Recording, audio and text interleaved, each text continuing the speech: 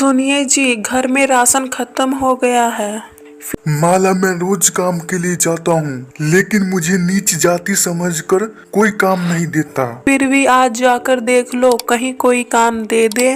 गांव के सभी लोग रामू से भेदभाव करते थे और उसे कोई काम करने के लिए नहीं देता। अब तो एक ही रास्ता है, दूसरे गांव जाकर काम की तलाश करना होगा। दूसरे गांव जाने आने में आपको तो सुबह से रात हो जाएगा। जो भी हो, करना तो पड़ेगा, नहीं तो 2 वक्त का भोजन कैसे हो पाएगा। दूसरे गांव में रामू को काम मिल जाता, दूसरे गांव में मुझे अच्छा काम मिल गया। इस गांव की तरह उस गांव में कोई भी भेदभाव नहीं है।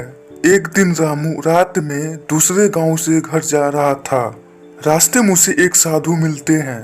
सुनो, मुझे रात गुजारने के लिए जगह नहीं मिल रहा, क्या तुम मुझे अपने घर ले चलोगे? हाँ हाँ बाबा, जरूर, लेकिन क्या आप मेरे घर पर रह सकते हैं?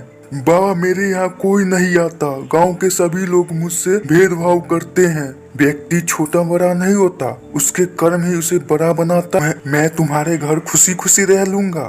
वे साधु रामू के साथ उसके घर चले जाते। माला, बहुत समय बाद हमारे घर कोई आए हैं। तुम एक काम करो, हमारे घर में खाने को जो कुछ भी है वो इन्हें दो। रामू साधु बाबा को भोजन लगाता। मैं तुम दोनों की सेवा पाकर अति प्रसन्न हूँ। मेरे सोने की व्यवस्था कुएं के पास कर दो। अगले सुबह साधु कुएं के पास जाते, जल की कुछ बूंद कुएं में रख देते। अब मैं जा रहा हूँ, सदा तुम दोनों खुश रहो। रामू काम पर चला जाता। कुछ महीने ऐसे ही गुजर गया। सभी तालाब और कुएं सूख गए।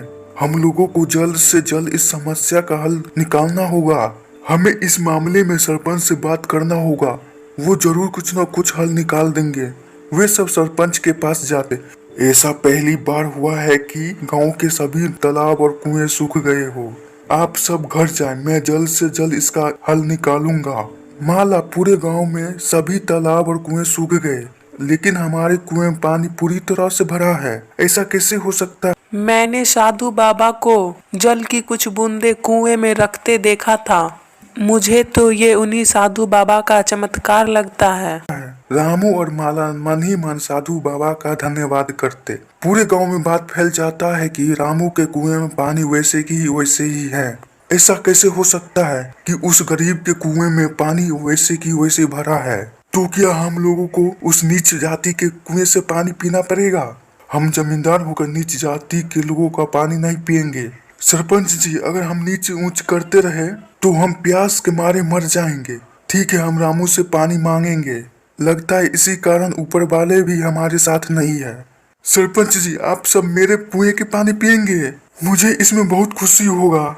मुझे माफ कर दो रामू, मैंने तुम्हें नीच जाति का समझा। शायद इसी का फल है कि तुम्हारे कुएं में पानी है और गांव के सभी कुएं सूख गए हैं। आज के बाद तुम्हें दूसरे गांव जाकर काम करने की कोई जरूरत नहीं। तुम मेरे यहाँ काम कर सकते हो। इंसान अपने कर्मों से ऊंचा बनता है।